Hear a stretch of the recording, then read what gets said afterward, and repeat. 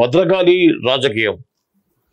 రాజకీయ నేపథ్యంలో సాగే ఒక కొత్త రకమైన సినిమానే మా భద్రకాళి అన్నారు విజయ్ యాంటోనీ.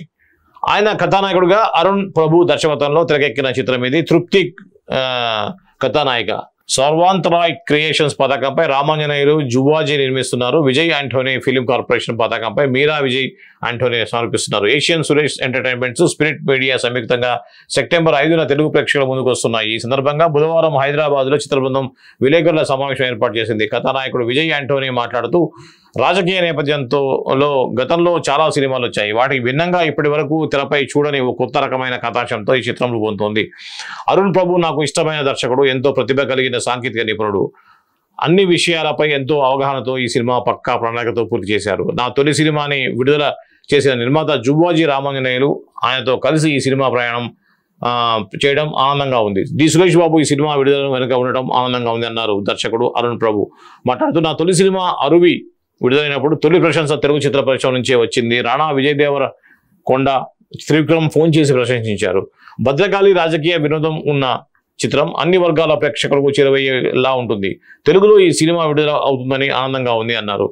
నిర్మాత జువాజీ రామాంజనేయులు మాట్లాడుతూ సామాజికాంశాన్ని స్పృశించే వినోదం పంచే చిత్రం ఇది. ప్రేక్షకుడిలో ఆలోచన రేకెత్తిస్తుంది. ఇప్పటి వరకు బిచ్చగాడు ఫేమ్ విజయ్ యాంటోనీ అంటున్నారు. ఈ సినిమా తర్వాత భద్రకాళి విజయ్ యాంటోనీ అని పిలుస్తారు. ఏషియన్ సురేష్ ప్రొడక్షన్స్ లో మేము ఈ మధ్య మార్గన్ ను విడుదల చేశాం. ఇప్పుడు మళ్ళీ ఈ సినిమాతో జట్టు కట్టాం. మరో విజయాన్ని అందుకుంటాం అన్నారు. నిర్మాత డు సురేష్ బాబు మాట్లాడుతూ విజయ్ యాంటోనీ ఏ సినిమా ఎంత పకడ్బందీగా పక్కా డిజైన్ చేస్తారు. ఆ సినిమాని ఎంతో ఉత్సాహంగా ప్రేక్షకుల ముందుకు తీసుకొస్తున్నారు. ఇది మంచి పరిణామం. జువాజీ రామాంజనేయులు మా నాన్నతో ఎంతో అనుబంధం ఉండేది. ఓ మంచి సినిమాతో ప్రేక్షకుల ముందుకు వస్తున్న ఈ బృందానికి నా అభినందనలు అన్నారు. ఈ కార్యక్రమంలో నిర్మాత ధనుంజయ్తో పాటుగా ఇతర చిత్ర బృందం పాల్గొంది.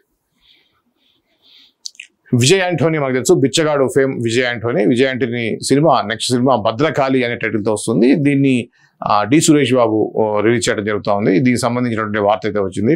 అంటే ఈ దీంట్లో ఎంత కాన్ఫిడెన్స్గా చెప్పారంటే, మనకు విజయ్ యాంటోనీ అనగా విజయ్ యాంటోనీ పెద్ద హిట్ సినిమా అంటే మనకు తెలుసు బిచ్చగాడులో ఎంత పాపులర్ అయ్యారు. కానీ ఆ రేంజ్ కంటే పెద్దగా హిట్ అయ్యి రేపొద్దున ఎవరైనా సరే భద్రకాళి అని చెప్పేసి ఆయన పేరు పక్కన భద్రకాళి అనేది సినిమా పేరు ఆయన ఇంటి పేరుగా మారుతుంది అనేటువంటి కాన్ఫిడెన్స్తో చెప్పారు సురేష్ బాబు, మన దగ్గుపాటి సురేష్ బాబు గారు. ఇది దీనికి సంబంధించిన వార్త. ఇక సాక్షి సినిమా పేజీలో ఏముందో చూసేద్దాం. సాక్షిలో నా పేరు సూర్య, ఇది మనం ఆల్రెడీ చూసిందే. ఇంకా నన్ను వేధిస్తున్నారు, ఇది కూడా మనం ఆల్రెడీ చదివేసాం. ఇక సైమా నామినేషన్స్లో తగ్గేదేలే. 11 నామినేషన్స్ దక్కించుకున్న పుష్ప 2. కల్కి 2898 ఏడి, హనుమాన్ కి 10 నామినేషన్లు.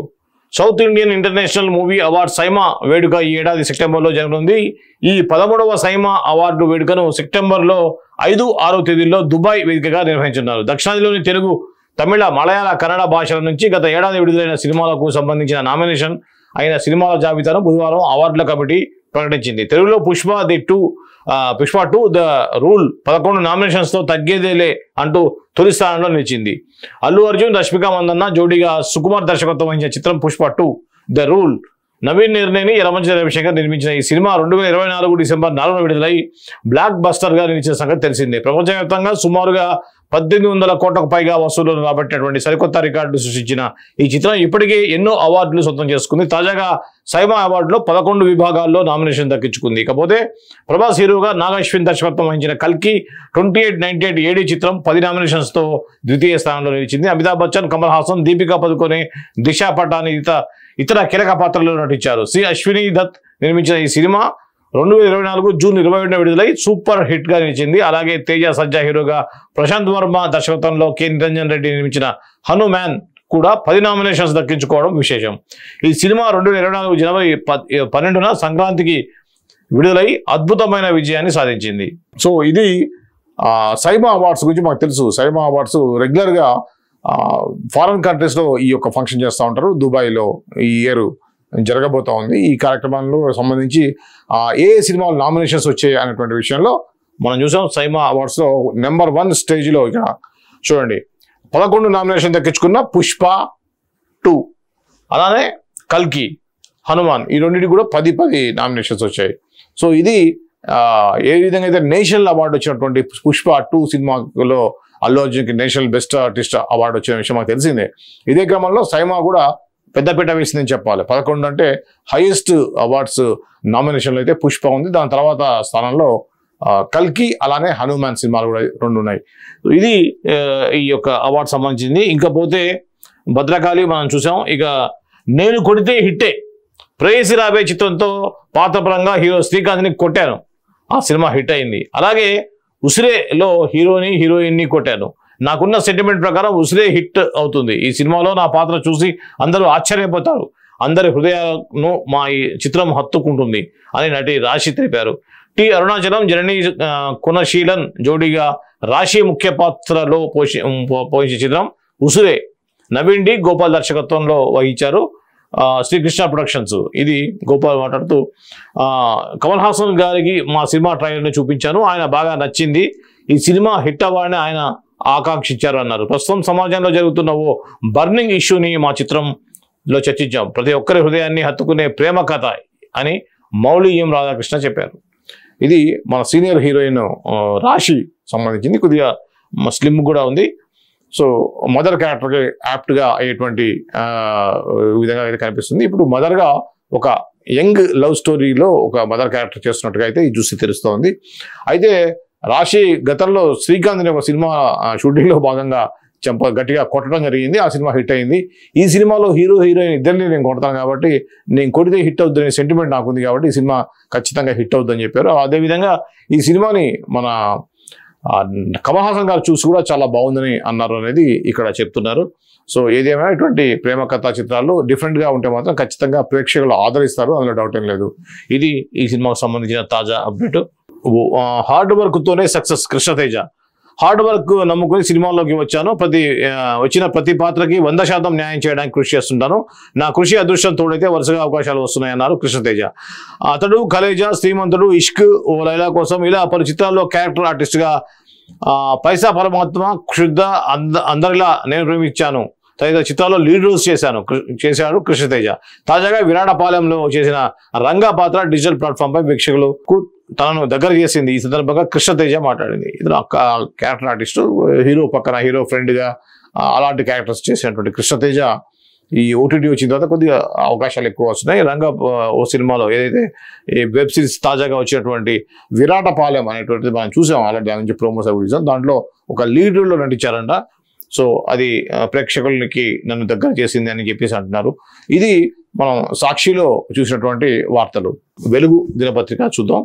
ఎంటర్టైన్మెంట్తో పాటు ఎడ్యుకేట్ చేసేలా ఉంటుంది అనేది హరిహర వీరమలకు సంబంధించింది. అలానే అనిల్ రాయపూడికి సంబంధించింది కూడా మనం ఆల్రెడీ చదివాం. మెగా 150 కేరళ షెడ్యూల్ పూర్తయిందనే విషయాన్ని చెప్పారు ఇక్కడ. సో ఇది కూడా మాస్ యాక్షన్ డ్రామా, ఇది కూడా మనం చూసాం. పొలిటికల్ జర్నల్లో భద్రకాళికి సంబంధించినటువంటి న్యూస్ ఇది. ఇది కూడా మిరాయ్, ఏదో వైబ్ ఉంది. హనుమాన్ తర్వాత తేజ సజ్జా నటిస్తున్న సినిమా ఇది. డ్రగ్స్కు వ్యతిరేకంగా చాకు చెప్పేటువంటి ఒక వార్త. ఇవన్నీ కూడా మనం ఆల్రెడీ ఇందాక ఈనాడు సాక్షిలో చదివిననే కొత్త న్యూస్ అయితే ఏం కనిపించట్లేదు. గబ్బర్ సింగ్ వంటి హిట్ ఇవ్వండి, పవన్ కళ్యాణ్ 3వ షెడ్యూల్ ముగించారు. ఇది ఆల్రెడీ మనం అనిల్ రాయపూడికి సంబంధించింది.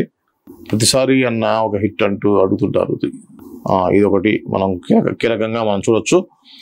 ఇంట్లో వాళ్ళు వేధిస్తున్నారు అంటూ తను శ్రీదత్త, ఈమె బాలకృష్ణ హీరోగా వచ్చినటువంటి ఓ సినిమాకి హీరోయిన్గా నటించారు. ఆమె గురించి మనం ఒకసారి తెలుసుకుందాం. మీటూ అంటూ 7 ఏళ్ల క్రితం బాలీవుడ్లో సంచలనం సృష్టించిన హీరోయిన్ తను శ్రీదత్త మరోసారి వార్తల్లో నిలిచింది. ఆమె తన ఇన్స్టాగ్రామ్లో ఏడుస్తూ పోస్ట్ చేసిన వీడియో ఇప్పుడు చర్చనీయాంశంగా మారింది. అందులో తను ఇంట్లో వాళ్లే వేధిస్తున్నారంటూ ఆవేదన వ్యక్తం చేసింది. నా ఇంట్లోనే నేను వేధింపులకు గురవుతున్నాను. ఈ విషయంపై పోలీసులను సంప్రదించా, స్టేషన్కు వచ్చి ఫిర్యాదు చేయమన్నారు, కానీ నా ఆరోగ్యం సహకరించట్లేదు. రేపో ఎల్లుండో కుదిరిపడ్డాక వెళ్తా. ఇంట్లో పని మనుషులు కూడా నా మాట వినరు. ఇంట్లోని వస్తువులు దొంగిలిస్తుంటారు కూడా. నా పనులన్నీ నేనే చేసుకోవాల్సి వస్తుంది. నేను ఈ వేధింపులు తట్టుకోలేకున్నా. ఇది 2018లో మీటూ సమయం నుంచి జరుగుతున్నాయి. వీటి వల్ల నా ఆరోగ్యం పూర్తిగా క్షీణించింది. పరిస్థితి చేయడానికి ముందే ఎవరో ఒకరు నన్ను రక్షించండి అంటూ పేర్కొన్నారు. కాగా 2018లో మీటూ ఉద్యమం సమయంలో నటుడు నానా పటేకర్ తనతో అసభ్యంగా ప్రవర్తించారని, అలాగే దర్శకుడు వివేక్ అగ్నిహోత్రి తనను ఓ సందర్భంలో వేధించారంటూ తనుశ్రీ దత్త ఆరోపణలు చేసిన సంగతి తెలిసిందే. బాలకృష్ణ కథానాయుడుగా తెరకెక్కిన వీరభద్ర సినిమాలో తనుశ్రీ దత్త నటించారు. సో మరి ఆమె సొసైటీలో జరుగుతున్న అన్యాయాలని, తనపైన ఉన్నటువంటి అన్యాయాల గురించి అంత ఓపెన్గా చెప్పిన వ్యక్తి తన మీద జరుగుతున్నటువంటి, తన ఇంట్లో జరుగుతున్నటువంటి ఈ యొక్క దాని గురించి ఎందుకు చెప్పలేదు అనేది ఆలోచించాలి. తను కొద్దిగా సైకలాజికల్గా, మెంటల్గా కూడా డిస్టర్బ్డ్గా ఉన్నట్టుగా నాకైతే ఆ వీడియో చూస్తే అనిపించింది.